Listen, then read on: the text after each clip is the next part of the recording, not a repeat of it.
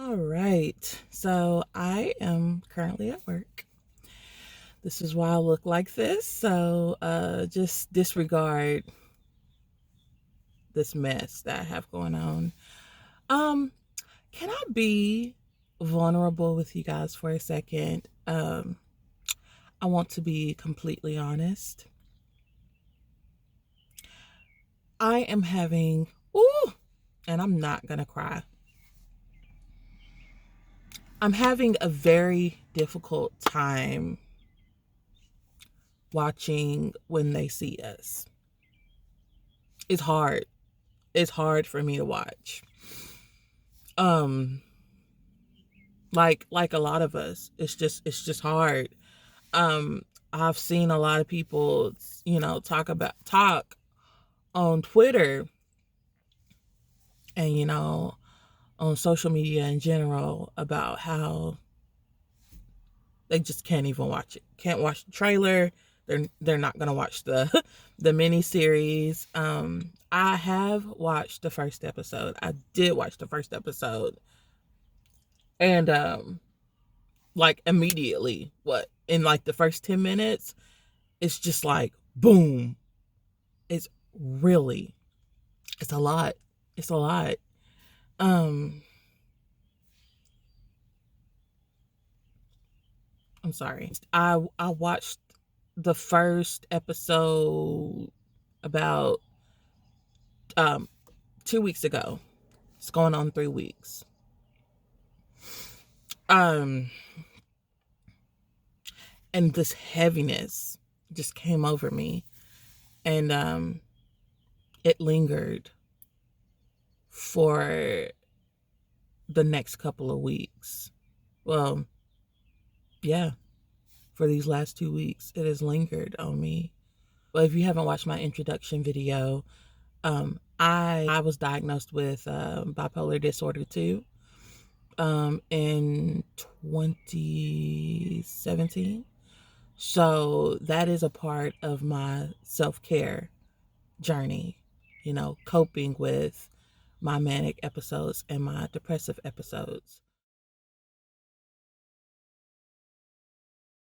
So if you're not familiar with bipolar disorder, this is going to be the quick version of describing it. Everybody goes through their high moments and their low moments. So for normal people, not normal people, but for people who are not diagnosed with bipolar, when you're really happy, your happiness is right here. And when you're really sad or when you're going through depression, your depression, your sadness is right here. And if you do slip into a depression, it's right here. Okay. So you see that level? Um and it's easy for you to bring yourself back down to a stabilized uh emotion, and it's easy to bring your sadness back up to a stabilized emotion, so you'll have stable behavior and you'll go back to your normal lifestyle. So that's how it is for people who are not diagnosed with bipolar disorder. Okay? So for us, for the people that are diagnosed with bipolar disorder, for the people that struggle with it, okay? Our high moments are also considered manic episodes, manic moments, and they're up here, and they're beyond, like they're like beyond, like beyond. Like it could get to the point where it's just up there with God in the heavens, okay? And then our sad moments are literally down there in hell, okay? It's off the spectrum.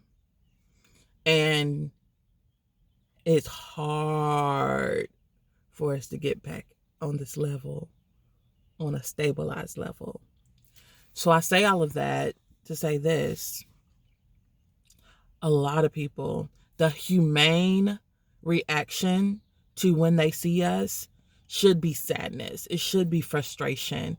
It should be anger. It should be empathy, sympathy for these men.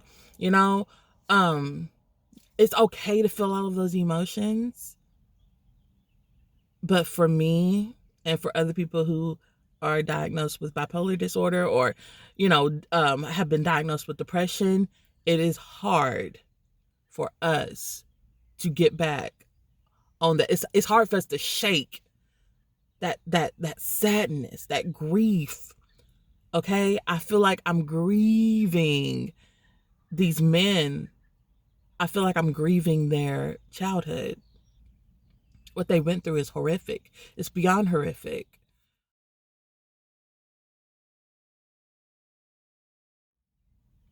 But this video isn't about like a review about the Exonerated Five, formerly known as the Central Park Five, and it's not a review about the series entirely because I haven't watched it all.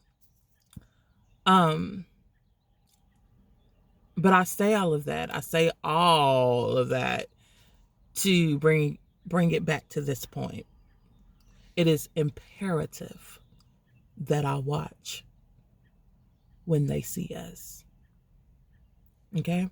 Their story matters. Their story is so important to American history. Okay, this didn't happen in Europe. This didn't happen in Africa. This did not happen in Haiti. This happened in America. Okay? Justice for all. Justice for all. If you're Black and you self-identify with being Black, because all skin folk ain't kinfolk, okay?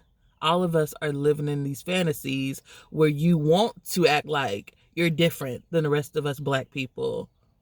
But if you self-identify with what it's like, the reality of a Black person living in America, okay?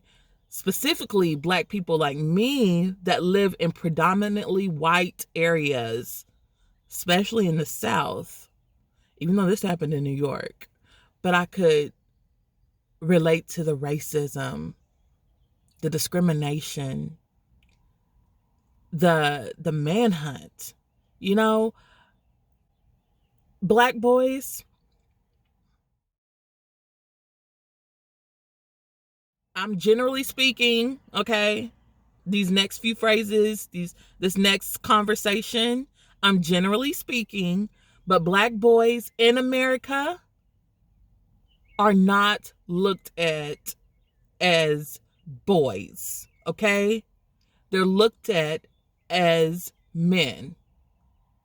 And we've seen these examples, but two very popular public examples are now the Central Park Five gentlemen and Tamir Rice.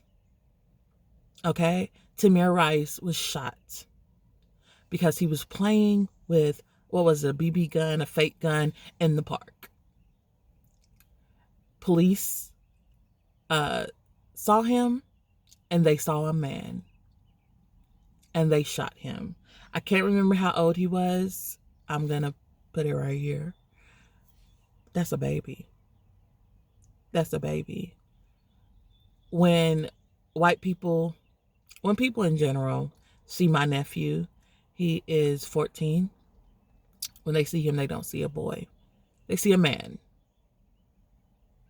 And that's just what it is. That is the narrative for most young boys. Okay? And when they see us is the perfect story of that narrative. So that's what I mean when I say that I grieve the childhood, the youth that these little boys lost. They lost the opportunity to graduate from high school. They lost the opportunity to go to prom. They lost the opportunity to apply for college if they wanted to do that. They lost the opportunity to get their first job, to enter the workforce. They lost their opportunity to go to college, to graduate from college at a young age. Because, school, You can further your education at whatever age. But those imperative years, your early 20s, they lost all of that. Okay? Not only that, but they lost their sense of security. They lost their self-esteem. When your voice isn't heard, when you're considered less than, when you are convicted of a crime that you know you had nothing to do with, you lose your self-esteem. You lose yourself. You lose the sense that you're worth something. You lose your worthiness.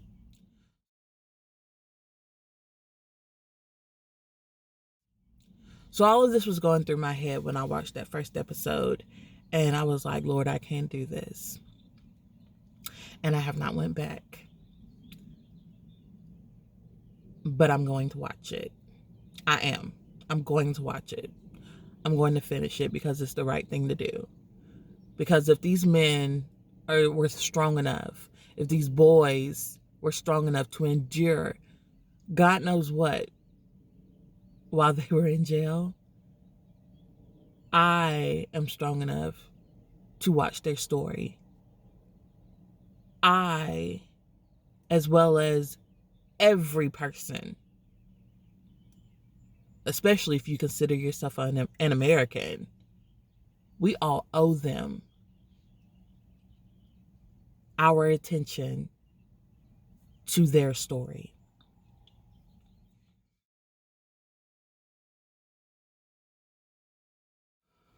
I do want to mention mental health in the Black community and why I think it is so hard for most Black people to watch this. I'm going to go back to the topic of the aware Black people that understand what it means to be Black in America. In general, it's hard for most Americans to watch news nowadays. It's so negative. We've got madness going on globally, but in the United States, we are so divided. We are on pins and needles. We don't know what's going on with the government.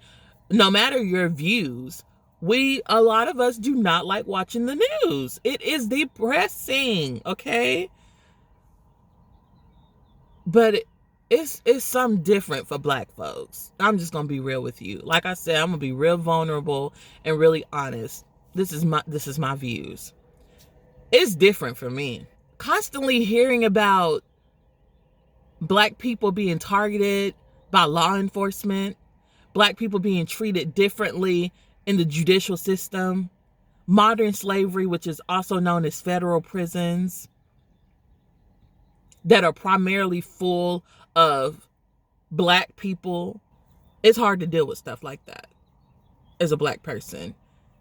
I read an essay, and I'm gonna put her name somewhere on the screen. I read an essay that she wrote when she was 16 years old. She's now 17, and she talked about mourning someone while they're alive. She talked about mourning her father and other Black men in her family while they are still on this earth. Why? Because it's so quick to lose them. It's so quick to lose them senselessly. Okay? Most people worry about their family members or themselves being diagnosed with cancer or being diagnosed with diseases, illnesses that can lead to a death sentence, that are deathly. A lot of people, that's their worst fear for their family, their friends, and for themselves. But it's something different with Black folks. I think about my father, my nephews, my brother-in-law, my Black friends. I think about them every time they walk out of their home. I think about them when they're in their home because they're targeted by law enforcement. They're targeted by non-Black people that are afraid of Black people. It's something different when you feel like a secondhand citizen in your homeland. Okay? My ancestors might have been from Africa, the homeland, but I was born right here in the United States of America. And a lot of times I don't feel like an American because I'm not treated the same as my white counterparts. Okay, I've seen Asian Americans. I've seen Middle Eastern Americans. I've seen Indian Americans that were treated so much better than us dark folks, than Black people that didn't immigrate, from other countries. And that's heartbreaking. It's heartbreaking. It goes beyond being called a nigger. Systemic racism can it just does something to you because you always feel like you're working 20 times harder just to get half of what everybody else has, especially white people. Get this lotion on. So I say all of that to say that all of these things that happen, all of these injustices that happen to Black people in America, it does a number on our mental health. We already have multiple triggers. Police brutality is one of them. I mentioned systemic racism. If you don't really know what that is, I think you should Google it. I might talk about it in another video, but this video isn't about that because I don't want it to be too long. We're triggered by people killing us for no reason.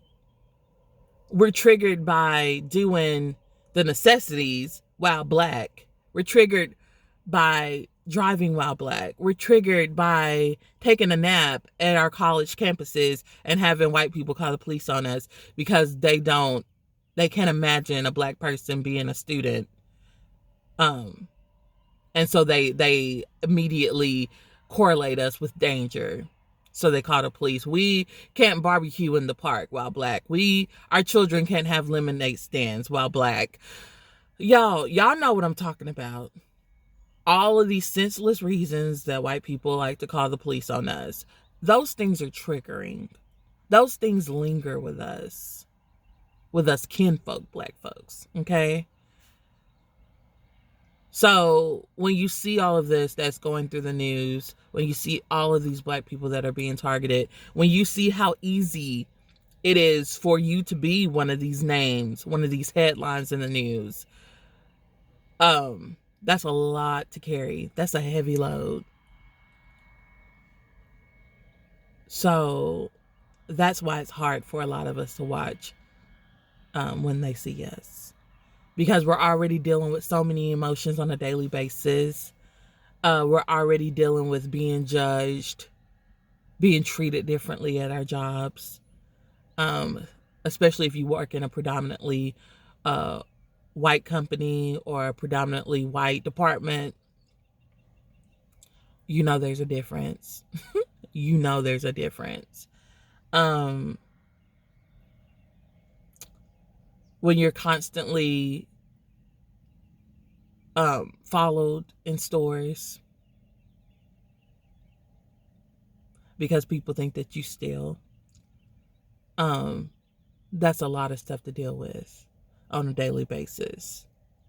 When you enter a place and you're immediately judged by your skin color, something that you cannot hide, that's a lot to deal with. It's a lot to deal with.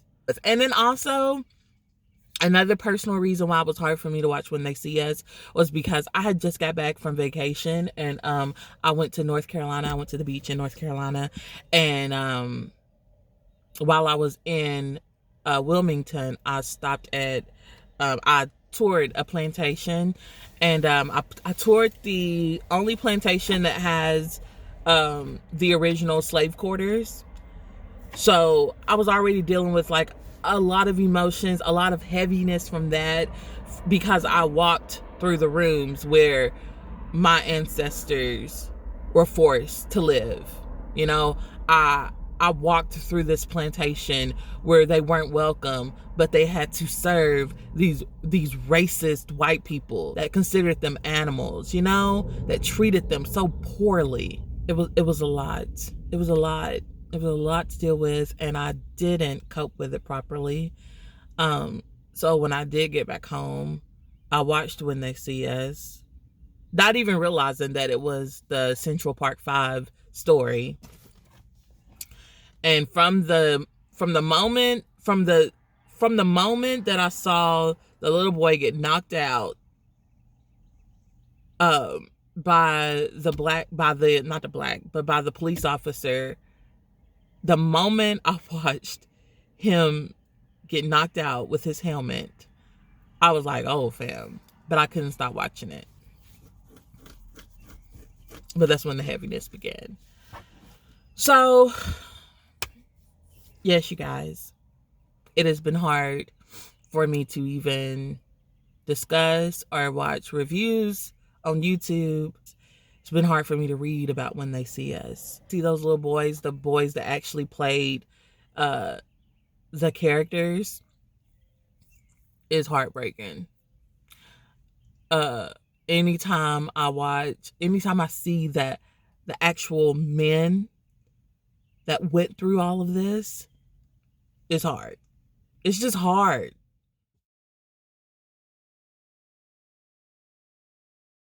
And I'm not gonna be that person that says, as a Black person, you need to watch it. Like, you just need to get through those feelings, because I understand the significance of mental health, and you have to look out for yourself, because even though this is a TV show, it is based on real events. That's why you feel such real emotions. And after you complete this 3-part series, you have to continue living life with this story, with these events in your mind. And you have to continue your life as a Black person. And you know how difficult that already is. So I am going to say, pace yourself. Take your time. If you have to break it up and watch 30 minutes at a time, and then digest that and allow yourself to feel those feelings, and then allow those feelings to pass before you can continue watching it. Yes, it's that serious, because your mental health is that serious. You take your time. Don't feel forced to watch this very heavy series in one night just so you can be a part of a conversation that's going to continue to trigger you. Take your time. I'm going to take my time. After 2 weeks, I think I'm ready to finish the series. I have some coping skills that I'm going to use. I'm going to watch it on my day off, so I'm not having to worry about carrying these emotions in my mind and through my body while I'm at work the next day. I'm going to watch it by myself so that I don't feel judged for crying, for screaming, whatever I have to do to get these emotions to pass through me. I want to be in a place by myself where I feel comfortable doing those things. So those are my coping skills. And I'll come back and let you guys know how I'm feeling after watching the series. And that's my honesty. So peace and prosperity to all of you. Thank you for watching. Be sure to subscribe and like this video. And I hope you have a great day. So that's it, you guys. Thank you so much for watching. Like and subscribe, and I'll see you guys in the next video.